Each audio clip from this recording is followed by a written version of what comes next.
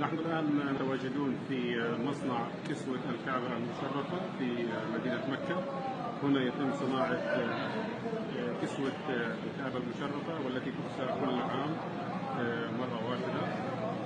هذا العمل يستغرق من 7 أشهر إلى 8 أشهر لكي يتم صناعة هذا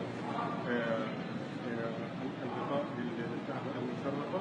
يعمل في هذا المصنع وهو قسم الالتزام تحديدا حوالي 80 صانعا يقومون بنسج هذه الآيات القرآنية يدويا. بداية يقومون بنسج القطن باللون الأصفر، ثم يتم كساء القطن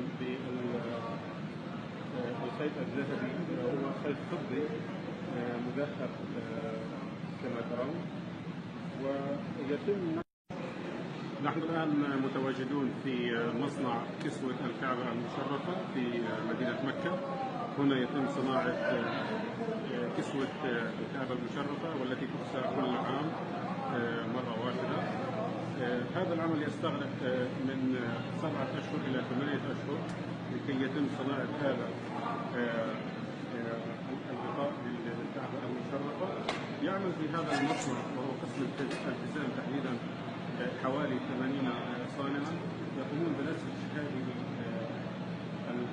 الآيات القرآنية يدويا.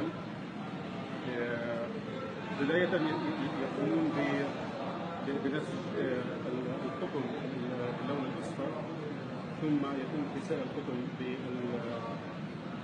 بالخيط الذهبي وهو خيط فضي مذهب كما ترون.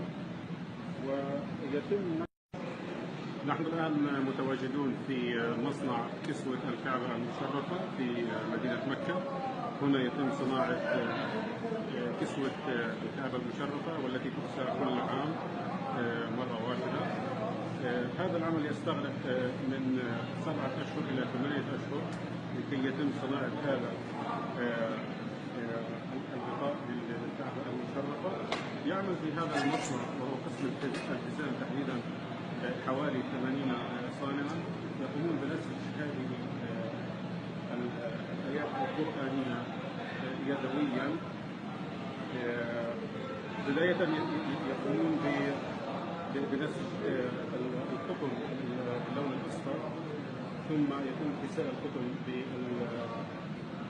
بالخيط الذهبي وهو خيط فضي مذهب كما ترون. ويتم الله أكبر، ما شاء الله، يا سلام.